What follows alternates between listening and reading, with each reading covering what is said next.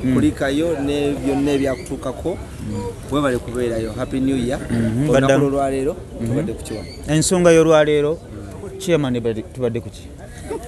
Ensonga etulese olwaleero tuzze wano okutegeeza abamemba baffe abatambulirako omulimu gwaffe gw'abapromota nti expense zisusse obungi.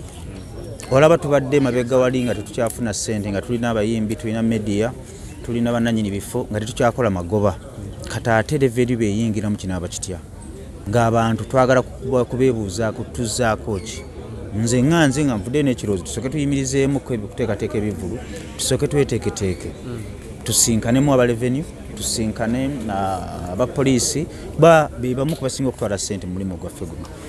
Tubadde tukyali mu lutalo, tukyayogera n'abayimbi, media, nannyini bifo, ebyuma. Ate tubadde tukyali awo, ate revenue neekola kineegoba. Nga twagala ku bantu kubategeeza tukole ki. Revenue nga tukyasalwa, revenue ezze tuzeeko ki. Naye kati tumaze okuba ku byetwogera olwaleero. Enkya tugenda Jinja, bwe tunaavaayo tugenda kusigala ffe ng'abakulembeze nga twogerezeganya ne poliisi ne revenue mpaka lwe tunaavaayo n'eddoboozi limu ki kye tugenda okukola. Ensonga tukitandise wano nga tubuuza abamemba baffe tuzeeko ki. Ffe abamu bagamba tugenda tusitopingamu okuteekateeka ebivulu, tusooke twesortinge ne revenue, twesortinge ne media etwala ssente nnyingi ab'ebivulu, tulyoke tuveeyo n'eddoboozi limu ku ki kye tugenda okuzzaako. Y'ensonga etulese wano lwaleero. Kiki ekisinga okubaluma nga mmwe ba event organizers mu bizinensi eno? Nga ffe bapromota okuteeka ekisinga okutuluma kwe kuteeka awantu akakadde n'otakajjaawo. Gye misoso emingi egisusse mu kuteekateeka ebivulu ate ebitaaliwo mabega. N'oteekateeka ebivulu 8 byonna nga bisala. Luli wateekanga ebina wakiri ate n'ofunayo ebibiri. Ne kakati obitegeka flat byonna ne bikukuba. Ekitusinga okutuluma ze expense eziri waggulu. Ate nga buli kaseera zeeyongera. Tukyalwana n'ez'abayimbi bakendeeze kuba abayimbi tuyinza obutaba na busobozi bulagira muyimbi nti gwe kolera zino kuba kye kigambo ekituufu obwo buyinza tetubuyina. Naye embeera eriwo eraga nti gwasaba akakadde ekigambo ekituufu tekakusaana. Gwasaba 5, gwasaba obukadde 10. Olw'ensonga nti abantu betulanga ne tuyita abantu bajje mu kikaali, abantu tebawera, kiba kitegeeza nti waliwo obunafu. Kendeeza ssente g'omuyimbi ali eyandaba, ssente z'osaba tuula ku buliri bwo. Bw'otegeka konsati oba lonki, ssente promota zakugula ozifuna. Gw'ofuna ekifaananyi n'okola stage y'omutawaana n'obeera mu mawulire abantu ekikubi okufuna abantu eri muntu ateekateeka kivulu n'atafuna abantu. Naye ofunye bameka? B'ofunye bajjayo ssente z'otaddemu. Ekigambo ekiriwo kiri nti twejubisa nnyo nakikubye naye nga promota ali mu mabanja adduka. Mukendeeze abayimbi, mukendeeze ssente, ab'ebyuma, abannannyini bifo, mukendeeze ssente poliisi, revenue mwe musooke mutuleke tumale okwetereeza. Revenue musooke mutuleke tumale okwetoleeza n'okusomesa abantu abatambulirako omulimu gwaffe. Omwana asiba bbaana tamanyi na kigambo revenue. N'abamu tebamanyi bagenda mu banka bebateeka ssente mu banka. Omukulu President, abayimbi abamu nga Siggwe Chameleon bavudde ne bakugamba nti nno mwe ba promoters aba event organizers yenna yeetaaga omuyimbi nga Chameleon olina okuba nga osasudde buli kimu ne revenue yayagala ssente ye. Kakati oyo sagala kumwogerako essaawa zino si kintu kya muyimbi omu. Essaawa zino betuba twogera ku bayimbi, twogera ku bayimbi generally tubatwala bona tubazingirako wamu.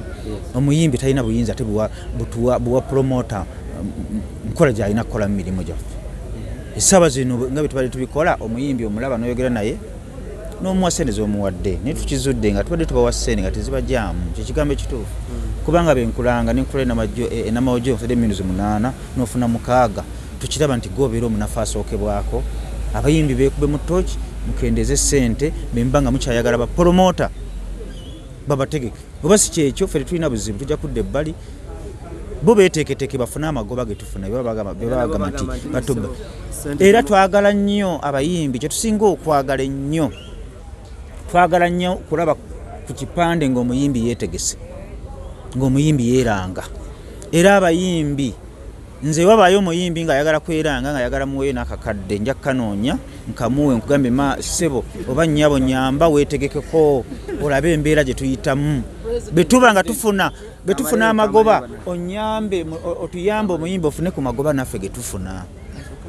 Ffe abayimbi twagala nnyo mwetegeke. Mbalaba nga mwogera mujerega mwatuyise baddimoota twakisanyukidde erinnya eddala naye tubeegayiridde twagala abayimbi mwetegekeko.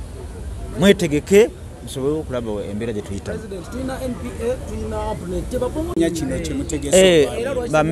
Buli lw'okola ekintu kyonna kyonna ne kibulamu omuntu awakanya amanya nti tekirina makulu. Bw'otunuuliranga abantu abawakanya bo abawakanya kuva dda baaliwo ne ku mulembe gwa Yesu.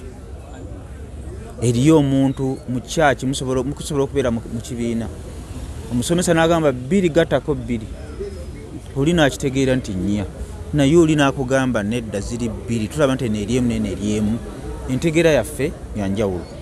Bakulu baffe abo bato baffe abali mu apnet njala mutunulira omukoomu mujja kwetegereza nti bo bawakanyi bbanga lyonna abamu si bonna naye ffe tetubalinaako mutawaana era baagala mawulire agali kiipu. Ffe tuli ku nsonga ya ggwanga lyonna ey'ensonga bakutte obupande kati babukutte bafunye eki. Leveni egenda kuvaawo. Leveni egenda kugaana okusolooza ebivulu olwokuba bawanise ebipande. Omuyimbi ekyo kye bakola anaasalako baali badde bajja ne batwegattako tuveemu n'ensonga emu. Omukulu wa Abtex ekisemberayo ddala wavaayo n'okola statement n'ogamba nti endongogi balekedde abantu kati tulaba okomyewo wapondoose n'olaba nga ekigambo ekituufu nze bye saafuna mu ndongo nze sikolanga ku mulimu mulala gonna mu nsi neke nina akatono nkafunye mu ndongo naye bendaba nga omulimu gutandise okuba nga sikyagwina mu future ne mbagamba kanzire ebbali bammemba bange be bansikiriza okuba nti nkomaoko tumale okutereeza ekintu kino ekimala okutereera nze ngenda kudda wali kubanga sikyalina nnyo kyamaanyi kyanjawulo kyengenda kufuna mu ndongo bemba nga saakifuna mu kusooka mba sigenda kukola ki saagala kuswala Maika solemera mu kintu oyinza okumaliza nga oweebuuse otegese ekivulu ekisooka kikusaze ekyokubiri kikusaze ekyokuna kikusaze ate abantu bagamba bye tebifuna dde ebbali ate nongo balaba batuufu. Nakomyewo tusooke twetereezeemukko ate bwe naalaba nga tekigenda kutereera ebikolwa bye bigenda okwogera mujja kulaba nga temukyandaba. Mbasiibudde.